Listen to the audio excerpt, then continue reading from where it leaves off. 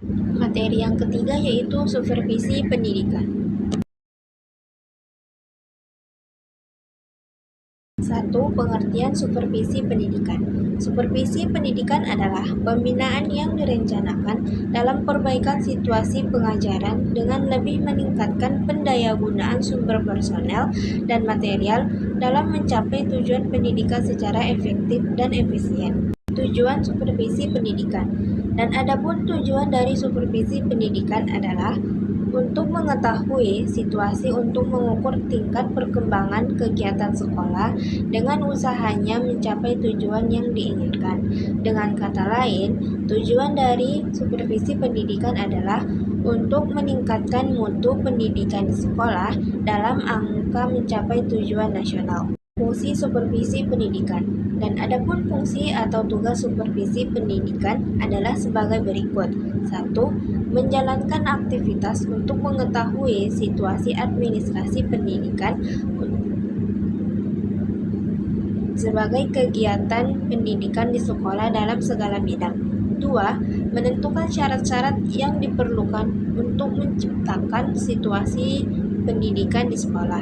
3. Menjalankan aktivitas untuk mempertinggi hasil dan untuk menghilangkan hambatan-hambatan. Teknik-teknik supervisi pendidikan. Teknik-teknik supervisi yang lazimnya dilakukan oleh seorang kepala sekolah adalah sebagai berikut. 1. Program orientasi, yaitu yang terdiri dari beberapa kegiatan sebagai berikut. A. Memperkenalkan guru baru kepada teman sejawatnya. B. Menunjukkan situasi lingkungan fisik maupun fasilitas lain.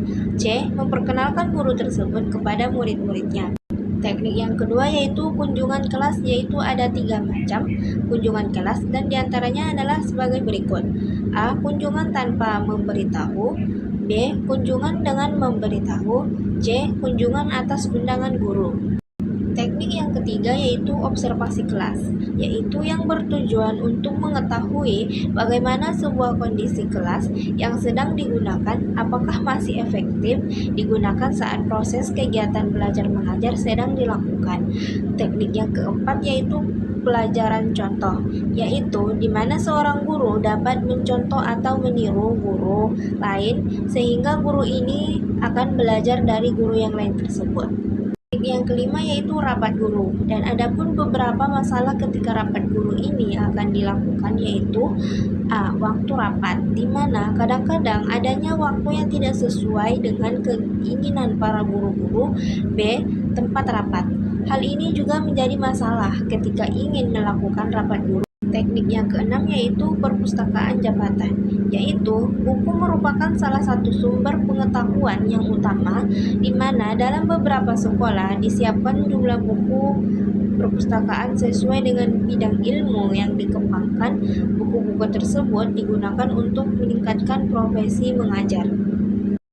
Teknik yang ketujuh yaitu saling mengunjungi, di mana seorang guru bisa belajar dari guru lain, maka dia akan melihat contoh-contoh mengajar yang digunakan guru-guru tersebut, agar guru ini juga bisa belajar dan bisa menggunakan metode yang sama ketika ingin melakukan proses kegiatan belajar mengajar di dalam sebuah kelas.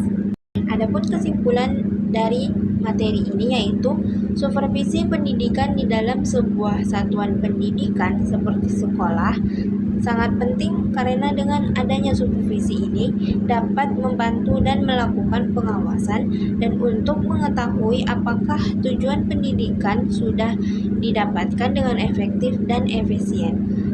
Cukup sekian penyampaian materi yang ketiga. Assalamualaikum warahmatullahi wabarakatuh.